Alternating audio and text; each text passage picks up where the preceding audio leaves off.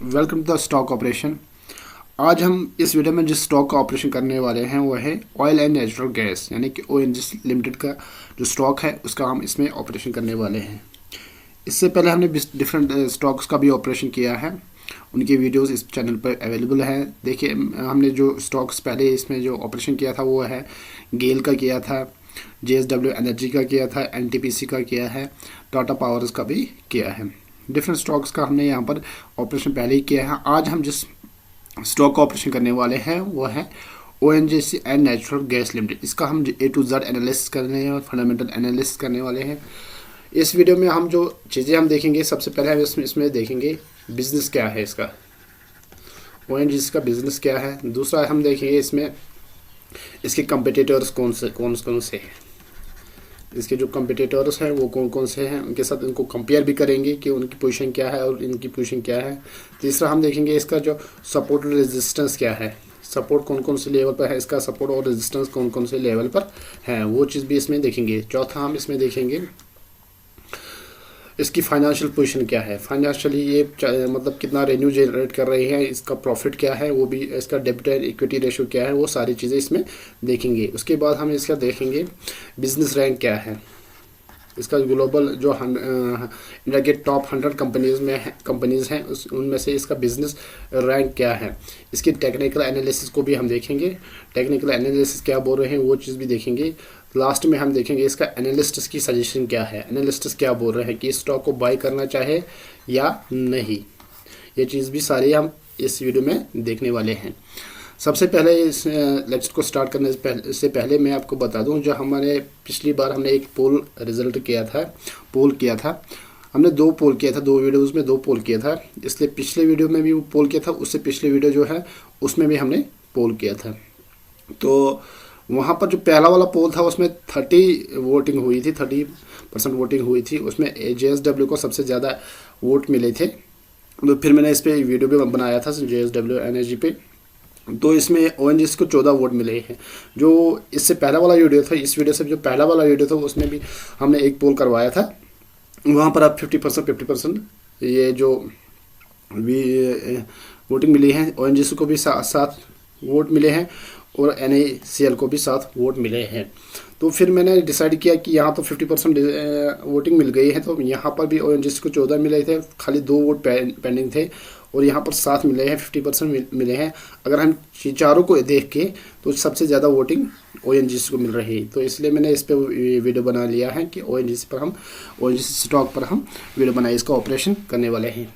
इसी तरह इस वीडियो में भी एक लिंक दी हुई है, वहाँ पर भी एक वोटिंग दी है, 2 ऑप्शंस दिए होंगे, जिस पे आप उन 2 में से चाहते हो कि वीडियो बनना चाहे, आपको वीडियो की ज़रूरत है, जिस स्टॉक का आप ऑपरेशन करना चाहते हैं तो उसको वोट कीजिए।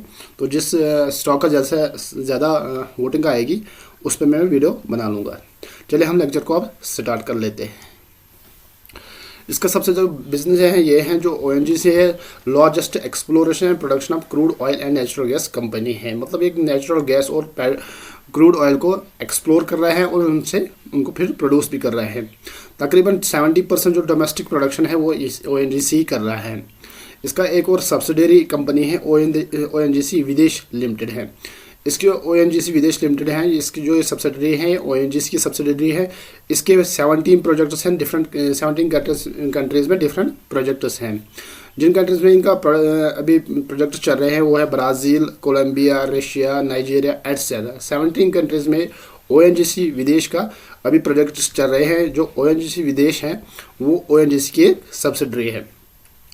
अगर हम in terms of reserve and production की बात करें तो ONGC विदेश सेकंड लार्जेस्ट पेट्रोलियम कंपनी है इन इंडिया। इंडिया में जो ONGC विदेश है ये second largest company in terms of reserves and production of petroleum. ठीक है, इसकी ONGC की एक और सब्सिडरी है मैंगलोरो रेफिनरी पेट्रोलियम केमिकल लिमिटेड, और दूसरी है हिंदुस्तान पेट्रोलियम कॉर्पोरेशन लिमिटेड। ये दोनों सब्सिडरी ONGC की ही हैं। ONGC Tripura power company limited है, जो ONGC Tripura power company limited है ये हैं जॉइंट वेंचर बिटवीन किसके ONGC infrastructure leasing and financial services limited, INA, oil and FS and government of Tripura, इन तीनों के दरमियान एक जॉइंट इन्होंने एक कंपनी बनाई जिसका नाम रखा है ONGC Tripura power company limited. ये एक जॉइंट वेंचर है। ये क्या कर रहे हैं, ये प्रोड्यूस कर रहे हैं 726.6 मेगावाट इलेक्ट्रिसिटी। मतलब ये जो ONGC Tripura power company limited है, ये एक पावर प्रोड्यूसिंग कंपनी है, इलेक्ट्रिसिटी प्रोड्यूसिंग कंपनी है, और इसकी जो कैपेसिटी है इलेक्ट्रिसिटी प्रोड्यूस करने की वो है 726.6 megawatts. ONGC petro addition limited, ये दूसरी इसके जॉइंट वेंचर है, मल्टी जॉइंट वेंचर कंपनी है। ONGC is promoted by OPAL is promoted by oil and natural gas and co promoted by GAIL and JSPC क्या है, गुजरात स्टेट पावर कॉरपोरेशन। इनकी सबकी ONGC गेल और इनकी एक जॉइंट वेंचर और है ONGC पेट्रोल एडिशन लिमिटेड, ठीक है। इट प्रोड्यूस पॉली, ये जो ONGC पेट्रोल एडिशन लिमिटेड ये क्या प्रोड्यूस कर रही है, पॉलीमर्स प्रोड्यूस कर रहे हैं, HDPE और LLDP यानी हाई डेंसिटी पॉलीथीन, और ब्यूटेन एक्सट्रैक्ट्स भी कर रहे हैं, बेंजीन एक्सट्रैक्शन भी कर रहे हैं। ये है इसका बिजनेस। अब हम देखते हैं इसके कंपटीटर्स कौन कौन से हैं। इसके जो मेन कंपटीटर्स हैं वो ऑयल इंडिया है, हिंदुस्तान ऑयल एक्सप्लोरेशन कंपनी है, एशियन एनर्जी सर्विस लिमिटेड है। ये तीन जो है इसके मेन कंपटीटर्स हैं। इससे और भी हैं कंपटीटर्स, मगर मैंने तीन का नाम बता दिया, और भी हैं। ये तीन मेन इसके कंपटीटर्स हैं। अगर हम इनके साथ कंपेयर करेंगे तो ONGC लिमिटेड जो है इसका 1 ईयर का जो रिटर्न है वो 51.6% है। मतलब इसने अपने शेयर होल्डर्स को 51.67% का रिटर्न दिया है एक साल में ONGC से, जबकि ऑयल इंडिया लिमिटेड ने 88.79% रिटर्न दिया है। इसी तरह हिंदुस्तान ऑयल एक्सप्लोरेशन कंपनी ने 115.37% का रिटर्न दिया है। एशियन एनर्जी सर्विसेज लिमिटेड में 32.35% दिया है। अगर हम 5 ईयर्स की बात कर रहे हैं तो ONGC लिमिटेड ने 14.303% का रिटर्न दिया है। इसी तरह ऑयल इंडिया ने 5.43% का रिटर्न दिया है। हिंदुस्तान ऑयल कॉरपोरेशन लिमिटेड जो Hindustan oil corporation company limited है उसने 156.53% का रिटर्न दिया है। एशियन एनर्जी सर्विस ने 37.65% का रिटर्न दिया है।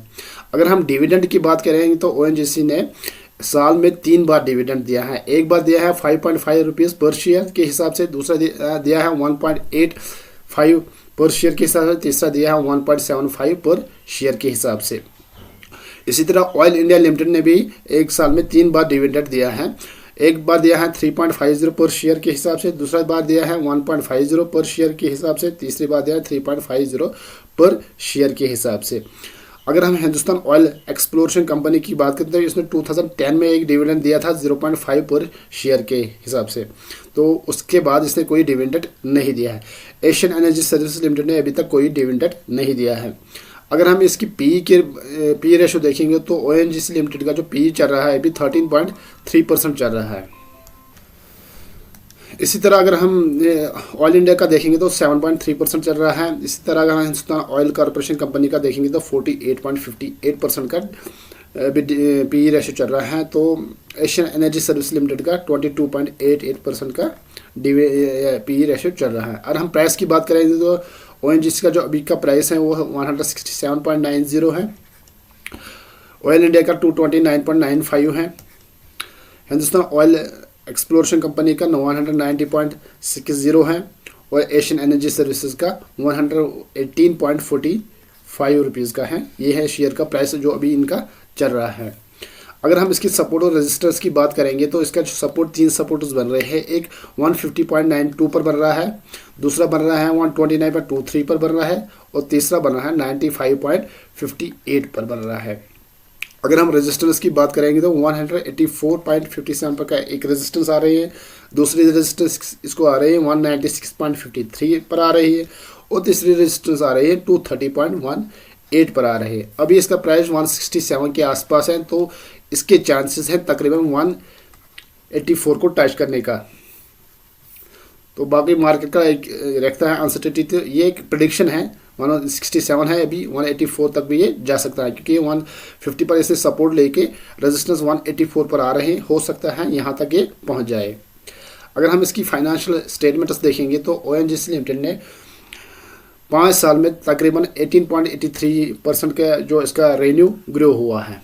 इस हिसाब से इसका रेवेन्यू, एवरेज रेवेन्यू ग्रो है, जबकि इसकी इंडस्ट्री का जो रेवेन्यू है वो किसके हिसाब से हुआ है, 18.3% के हिसाब से हुआ है।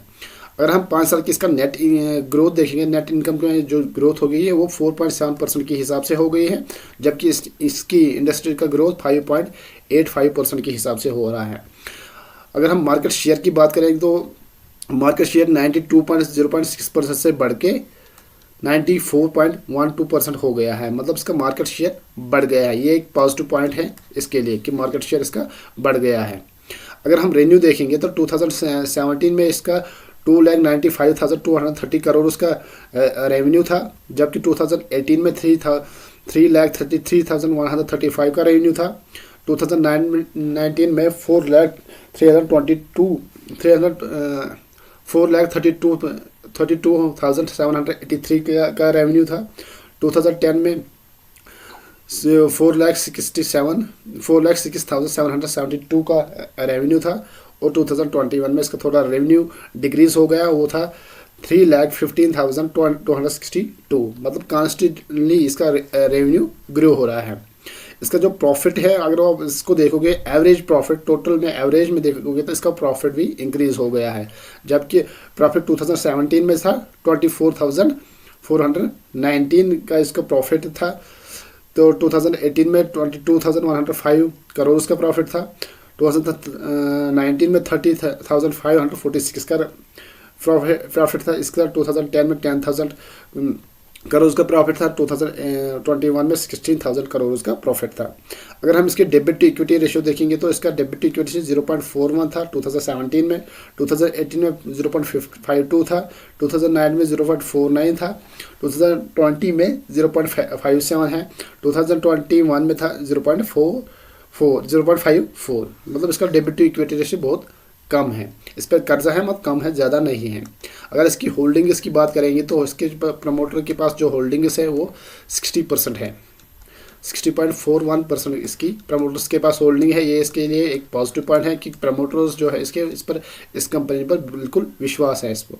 म्यूचुअल फंड के पास 6.19% के होल्डिंग्स है, जबकि डोमेस्टिक इंस्टीट्यूट्स के पास 10.99% के होल्डिंग्स है। फॉरेन इंस्टीट्यूट्स के पास हैं 8.87% होल्डिंग्स। रिटेल एंड अदर्स के पास हैं 13.53%। इसके बाद अगर हम इसकी टेक्निकल एनालिसिस पर नज़र डालें, इसको जो RSI चल रहा है 66.132, ये मतलब ये एक बाई की इंडिकेशन है। इसका MACD का जो है 26 का हम देख रहे हैं तो वो 8.470 है, ये भी एक बाई की इंडिकेशन है। MA200 अगर देखेंगे वो 166.07, ये भी एक बाई की इंडिकेशन है। यहाँ से टेक्निकल इंडिकेटर से ये पता चल रहा है कि इस स्टॉक को आप बाई कर सकते हैं। अगर हम इसकी बिजनेस रैंकिंग देखेंगे तो बिजनेस रैंक 2021 में 73 है, जबकि 2017 में इसका 17 था। जो इंडिया की टॉप 100 कंपनीज में उसमें से 2021 में इसका जो बिजनेस रैंक है वो 73 पोजीशन पर है, जबकि 2017 में 17 पोजीशन पर था। ये डिक्रीज हो गया है। एनालिस्ट की अगर हम सजेशन देखें तो 77% एनालिस्ट स्टॉक को बाय करने की सजेशन दे रहे हैं। Thank you.